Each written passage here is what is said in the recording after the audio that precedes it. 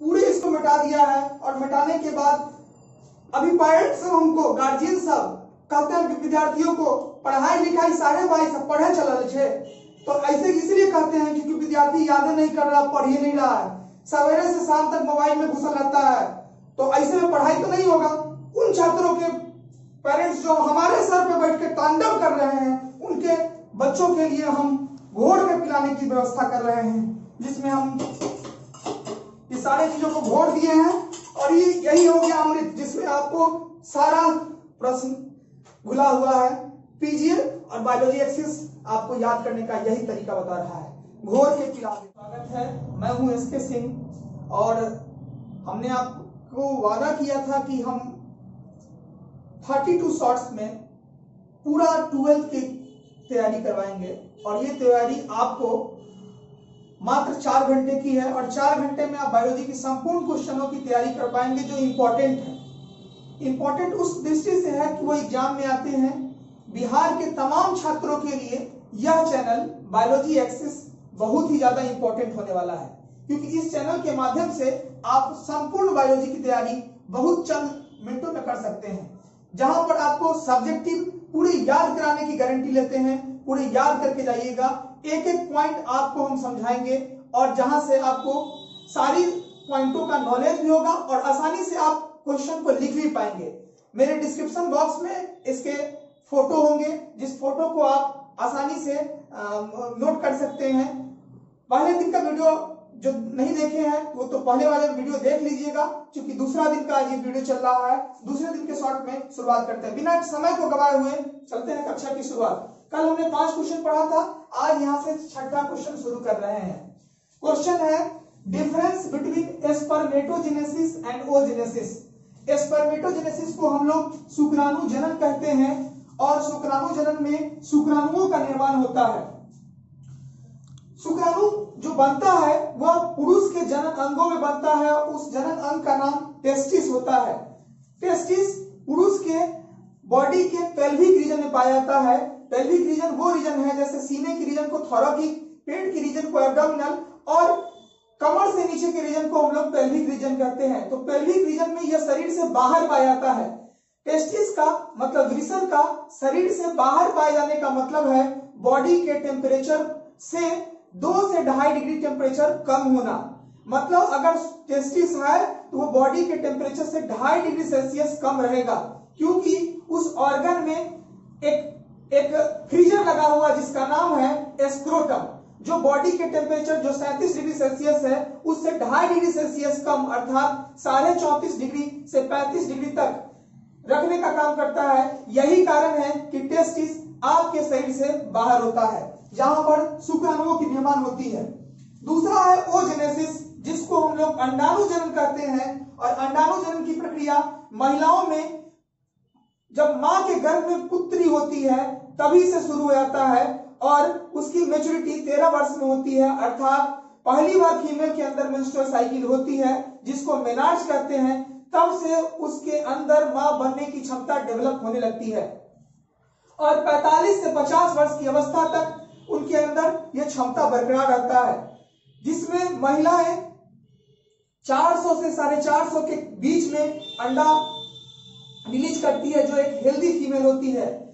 वहां पर फीमेल में पेल्विक रीजन में जिस तरह से मेल का पेल्विक रीजन था, उसी तरह से फीमेल के पेल्विक रीजन में पाया जाता है ओवरी, अंडाशय, और उसी अंडाशय में बनता है अंडाणु, अर्थात ओवम बनता है, जिसे हम लोग ओवा के नाम से भी जानते हैं, जिसमें ग्राफियन फॉलिकल्स होते हैं। अब हम देखते हैं इसके अंतर को। स्पर्मेटोजेनेसिस अर्थात शुक्राणु जनन कह रहा है कि takes place in seminiferous tubule of the testis. यह प्रक्रिया जो शुक्राणु जनन की है, यह सेमिनिफेरस ट्यूब्यूल, टेस्टिस के अंदर बहुत पतली पतली नलियां होती है, उसी नलिये में शुक्राणुओं का निर्माण होता है, जो सेमिनिफेरस ट्यूब्यूल में होता है, अर्थात टेस्टिस में शुक्राणुओं का बनना सेमिनिफेरस ट्यूब्यूल में होता है। वही ओजेनेसिस की प्रक्रिया महिलाओं में पेल्विक रीजन में पाया गया ओवरी, अंडाशय, और उस अंडाशय में पाया जाता है ग्राफियन फॉलिकल, और उस ग्राफियन फॉलिकल में अंडाणुओं का निर्माण होता है। ग्राफियन फॉलिकल रप्चर होता है, कॉर्पस लिटियम बनता है। तो इस तरह से ग्राफियन फॉलिकल में अंडाणुओं का निर्माण होता है। It occurs in 4 stage. शुक्राणुओं के निर्माण की प्रक्रिया में 4 स्टेज होता है। सबसे पहले टेस्टिस में कुछ सेल होते हैं जिसका नाम है स्पर्मेटोगोनियम।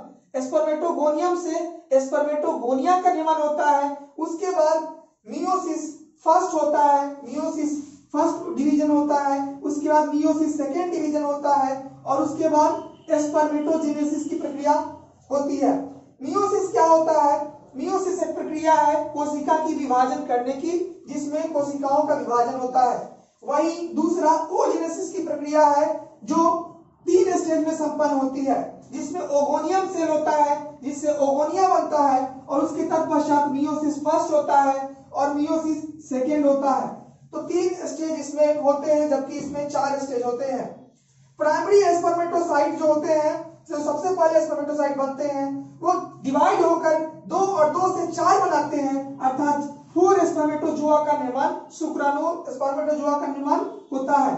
और यही स्पर्मेटोजोआ शुक्राणु के रूप में बन जाता है। एक बार में मेल सेक्रेट करता है तो उससे सीमेन निकलता है। सीमेन क्या है? शुक्राणुओं के समूह को सीमेन या वीर्य के नाम से जानते हैं और उसी वीर्य को हम लोग स्पर्मेटोजोआ के नाम से स्पर्म के नाम से जानते हैं। एक बार में 200 से 300 मिलियन स्पर्म का सेक्रेशन होता है। वहीं प्राइमरी ओसाइट में जो वृद्धि और विकास करता है तो ये भी 3-4 का निर्माण करते हैं, जिसमें से एक कामयाब हो जाता है और बाकी 3 पोलर बॉडी डीजेनरेट कर जाते हैं। तो ये प्रक्रिया महिलाओं में होता है और ये प्रक्रिया पुरुषों में होता है। अंडाणु जन्म की प्रक्रिया महिलाओं में शुरुआत हो जाता है, 13 वर्ष के बाद में उसमें ग्रोथ का ओवम रिलीज करना शुरू होता है और पुरुषों में भी 13-14 वर्ष के शुरू होता है। जब तक फीमेल ओवम रिलीज कर रही होती है तब तक उसके अंदर मां बनने की क्षमता है। जब वो ओवम रिलीज करना बंद कर देती है, अर्थात 45 से 50 अवस्था में, तो उसको मेनोपॉज के टाइम कहा जाता है। जबकि पुरुषों में शुक्राणु जन्म की प्रक्रिया जीवन भर चलता है। यही कारण है, कहा जाता है कि पुरुष कभी बूढ़ा नहीं होता, क्योंकि उसके अंदर स्पर्म बनने की प्रक्रिया बरकरार रहती है। ये डिपेंड करता है दोनों में भोजन किस तरह के ले रहे हैं, भोजन में सभी न्यूट्रिएंट है या नहीं है, इस पे निर्भर करता है ये दोनों। जितना भोजन का न्यूट्रिएंट अगर पर्याप्त मात्रा में मिलता रहेगा तो शुक्राणु जनन और ओजेनेसिस की प्रक्रिया चलती रहेगी। तो ये क्वेश्चन नंबर 6 था। अब आते हैं क्वेश्चन नंबर 7 पे। क्वेश्चन नंबर 7 में difference between menstrual cycle and oestrous cycle. ये महिलाओं में एक प्रक्रिया है जिसमें फीमेल के गर्भ से ब्लड के रूप में ब्लड बाहर आता है, रक्त बाहर आता है और ऐसी प्रक्रिया 13 या 12 से 13 वर्ष की अवस्था में शुरू हो जाती है। पहली बार शुरू होती है जिसको मेनाज कहते हैं। ऐसे स्थिति में कभी फीमेल घबरा भी जाती है, बाद में परिवार के लोग उसको जो है इस चीज के बारे में अवगत कराते हैं। यही कारण है कि स्कूलों में सेक्स एजुकेशन की जरूरत होती है और सेक्स एजुकेशन देने की जरूरत होती है, क्योंकि बायोलॉजी सब्जेक्ट नहीं है। बायोलॉजी आपका लाइफ है और लाइफ के बारे में अध्ययन करना ही बायोलॉजी है। तो आप अगर लाइफ से पीछे रह जाते हैं तो ऐसे में बायोलॉजी की संपूर्ण ज्ञान भी नहीं होती है। और बायोलॉजी को मेरे ख्याल से सबों के लिए कंपलसरी होना चाहिए, क्योंकि बायोलॉजी से लाइफ है और लाइफ में आप है, इसलिए लाइफ को जीना है तो बायोलॉजी के साथ जीना होगा और ये केवल आपको बायोलॉजी एक्सेस ही दे सकता है। ऑस्ट्रियोजेनेसिस की बात करेंगे तो फीमेल में जो मैमल्स होते हैं, मैमल्स जिसको स्तनधारी कहते हैं, ये इसमें भी जैसे कुत्ता है, बिल्ली है, इसके अंदर भी एक साइकिल चलता है जिसको ऑस्ट्रियल साइकिल कहते हैं। जिस तरह से मेंस्ट्रुअल साइकिल होता है उसी तरह से ऑस्ट्रियल साइकिल होता है। लेकिन दोनों में अंतर क्या है कि मेंस्ट्रुअल साइकिल में ब्लीडिंग होती है। जब साइकिल एंड करता है 28 दिनों पर यह साइकिल एंड करती है, जिसमें 3 से 5 दिनों तक रक्त का स्त्राव होता है, जबकि ऑस्ट्रियल साइकिल में ऐसा ब्लीडिंग की प्रक्रिया नहीं होती है। कारण यह है कि फीमेल के यूटेरस पे पाया जाता है इंडोमेटेरियम। जब इंडोमेटेरियम और ओवम टूट कर बाहर आता है तो वह मेंस्ट्रुअल साइकिल कहलाता है, मासिक चक्र कहलाता है। और जब ऑस्ट्रियल साइकिल, इसमें क्या होता है कि इंडोमेटेरियम एब्जॉर्ब कर लिया जाता है, इसी की वजह से फीमेल में यह जो अग्नि में है, काउ डॉग, इन सबों में ये एब्जॉर्ब हो जाता है, इसलिए यह प्रक्रिया में ब्लड का स्त्राव नहीं होता है। तो ये हमने आपका क्वेश्चन नंबर 6 और या क्वेश्चन नंबर 7 आपका कंप्लीट हो गया। अब बात करते हैं क्वेश्चन नंबर 8 की। क्वेश्चन नंबर 8 में बताया गया होमोगैमेटिक और हेटेरोगैमेटिक। होमोगैमेटिक क्या होता है? जब मेल और फीमेल, महिला और पुरुष के गैमिट, गैमिट क्या होता है? एक गोनाड होता है और एक गैमिट होता है। जैसे पुरुष का गोनाड होता है टेस्टिस, जिसमें गैमिट बनता है, जिसको हम लोग वृषण कहते हैं। वृषण में बनता है शुक्राणु। उसी तरह से ओवरी, जिसको गोनाड कहते हैं, जिसमें बनता है ओवम। तो टेस्टिस में स्पर्म का बनना, ओवरी में ओवम का बनना। स्पर्म कुछ इस तरह से दिखते हैं, ओवम कुछ इस तरह से दिखते हैं। जब स्पर्म का दिखने की बनावट और ओवम के दिखने की बनावट दोनों अलग अलग दिखता है तो उसको हम लोग हेटेरोगैमेटिक कहते हैं। ऐसा ह्यूमन में देखने को या बाकी के ऑर्गेनिज्म में देखने को मिलता है। जबकि होमोगैमेटिक जो होता है, इसमें मेल और फीमेल दोनों आपको एक ही तरह के दिखते हैं, इसलिए इसका समान दिखता है। ऐसे कुछ अलगी में देखने को मिलता है, ये होमोगैमेटिक कहलाता है। तो ये था क्वेश्चन नंबर 8। अब बात करेंगे क्वेश्चन नंबर 9 की। कह रहा है why water hyacinth is called terror of Bengal. Water hyacinth को हम बंगाल का आतंक क्यों कहते हैं? थोड़ा सा पानी पी लिया जाए क्योंकि गला सूख रहा है, आवाज। हाँ, तो वाटर हाइसिंथ के बारे में बात करते हैं। वाटर हाइसिंथ को हम लोग टेरर की ऑफ बंगाल कहते हैं, बंगाल की आतंक कहते हैं। बंगाल में जब आप जाते हैं तो 20 से 25 रुपया में मछली चावल खा के चले आते हैं, क्योंकि वहां मछली सस्ता मिलता है, आपको आसानी से मिल जाता है। यही कारण है कि अब जब अंग्रेज हमारे यहाँ आए तो हमारे यहाँ आने के बाद यहाँ की पोखरियों में, तालाबों में क्या किए, सभी जगह पर केचुली, जलकुंभी, वाटर हाइसिंथ को छोड़ दिए, जिससे सारे पोखरी को ये कवर कर देता है। और पोखरी में या नदी में पाए जाने से ये उसके अंदर में पाए जाने वाले ऑक्सीजन को एब्जॉर्ब कर लेता है, जिससे पानी के अंदर मिले हुए ऑक्सीजन की मात्रा कम हो जाती है। इसके अलावा यह जलकुंभी कभी मरता नहीं है, तेजी से विकास करते रहता है, जिससे तुरंत ही जल के सतहों पर छा जाता है, जिससे पानी में रहने वाली मछलियां को सांस लेने में दिक्कत होती है और मछलियां वहां मारे जाते हैं। क्योंकि बंगाल में ज्यादा मछली होती है, इसीलिए वाटर हाइसिंथ को हम लोग बंगाल के आतंक के नाम से जानते हैं, टेरर ऑफ बंगाल के नाम से जानते हैं, जिसको हम लोग वाटर हाइसिंथ को केचुली, इकोर्निया और जलकुंभी के नाम से भी जानते हैं। बाढ़ के मौसम में देखते हुए का पानी में दहाते हुए आता है, यही वाटर हाइसिंथ है, और जहां रुक गया वही अपना एरिया बना लेता है। तो ये वाटर हाइसिंथ के बारे में है। ये क्वेश्चन नंबर 9 था। अब बात करते हैं क्वेश्चन नंबर 10 का। सबसे इंपॉर्टेंट क्वेश्चन में से ये इंपॉर्टेंट क्वेश्चन है। यहां पर एसेक्सुअल है, जिसको बोलते हैं अलैंगिक जनन, और दूसरा है सेक्सुअल, जिसको बोलते हैं लैंगिक जनन। अलैंगिक जनन की प्रक्रिया में पेरेंट की जरूरत होती है, माता पिता की जरूरत होती है, एक ही होती है। जैसे अमीबा में, जैसे पैरामीशियम में, जैसे हाइड्रा में, जैसे ईस्ट में, जब एक ही पेरेंट से बच्चे की निर्माण हो जाए तो उसको हम लोग एसेक्सुअल रिप्रोडक्शन कहते हैं। जबकि दो पेरेंट की, मतलब एक मेल और एक फीमेल की जरूरत हो, जिसमें शुक्राणु और अंडाणुओं की जरूरत हो, तो उसको हम लोग सेक्सुअल रिप्रोडक्शन या लैंगिक जनन के नाम से जानते हैं। इसमें फर्टिलाइजेशन की प्रक्रिया नहीं होती है, क्योंकि गैमेट अकेला होता है, तो फर्टिलाइजेशन कैसे होगा? जबकि इसमें फर्टिलाइजेशन होते हैं। फर्टिलाइजेशन क्या होता है? मेल गैमेट और फीमेल गैमेट का मिलना फर्टिलाइजेशन कहलाता है। जब शरीर के बाहर मिलता है तो एक्सटर्नल फर्टिलाइजेशन, जो कि सेफ नहीं माना जाता है।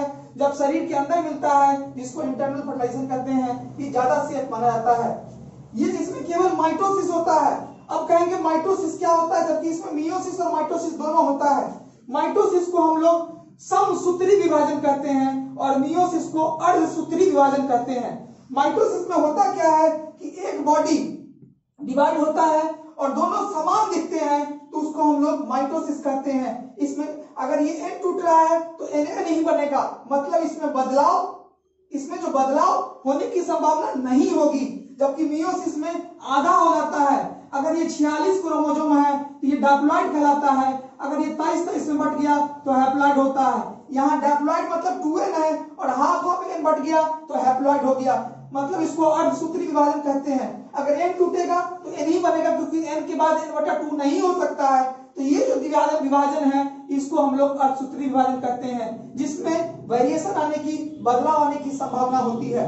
अर्थात इसमें वेरिएशन एसेक्सुअल वाले में नहीं होता है, जबकि इसमें वेरिएशन होता है।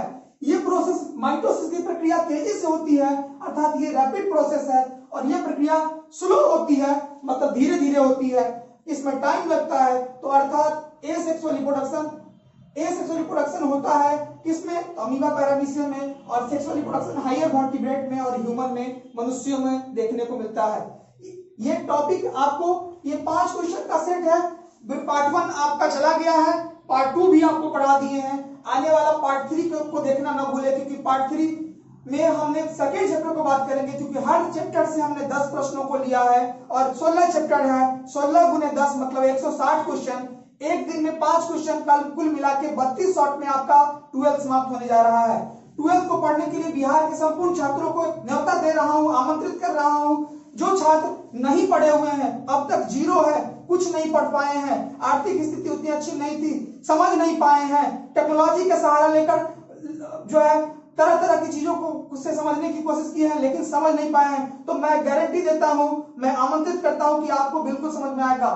जो छात्र इंटर में पढ़ रहे हैं उनके लिए तो इंपॉर्टेंट है ही, जो परीक्षा देने वाले हैं। इसके अलावा फैमिली मेंबर, अपने दोस्तों, अपने परिजनों, अपने आसपास के जितने हो, उनको भी बायोलॉजी दिखाइए, क्योंकि बायोलॉजी सब्जेक्ट नहीं है, बायोलॉजी जीवन जीने की शैली है, और जीवन आपका तभी सुदृढ़ हो सकता है जब बायोलॉजी आप जानते हैं। बायोलॉजी से अगर दूर है तो आपको जीवन जीने में कहीं ना कहीं कठिनाई आएगा। कठिनाई को दूर करने के लिए बायोलॉजी एक्सिस आपके बेहतर तरीके से साधारण और सुगम शब्दों में लेकर आया है। पहली बार फ्री ऑफ कॉस्ट आपके पास 12th सीरीज, एग्जाम सीरीज, यह बहुत ही आपके साथ कारगर होगा। ये आप स्क्रीनशॉट इसको ले सकते हैं, आप चाहे तो इसको स्क्रीनशॉट ले लेंगे, और ये बिल्कुल आपको इसमें पूरी तरीके से आप तैयारी कर सकते हैं, जिसमें आपको सारा क्वेश्चन लिखा हुआ है। आने वाले वीडियो के लिए इंतजार करेंगे, प्रत्येक दिन मेरा वीडियो आएगा। इसके अलावा हम आप सबों को अपने दोस्तों में शेयर करने की बात कर रहे हैं, ताकि उन तक भी फायदा पहुंचे। साथ ही साथ बेल आइकन दबाना ना भूलें, क्योंकि प्रत्येक दिन जब जाएगा तो आपके पास मैसेज आएगा कि अच्छा वीडियो बायोलॉजी एक्सेस पे लोड हो चुका है, तो तुरंत आप देखेंगे और तुरंत नोट करेंगे, क्योंकि एकदम शुद्ध हिंदी में हम आपको देने जा रहे हैं, जहां पर आपको कोई दिक्कत नहीं होगी। फिर भी अगर दिक्कत होती है तो आप कमेंट बॉक्स में हमको जरूर बताइएगा। Thank you for watching me.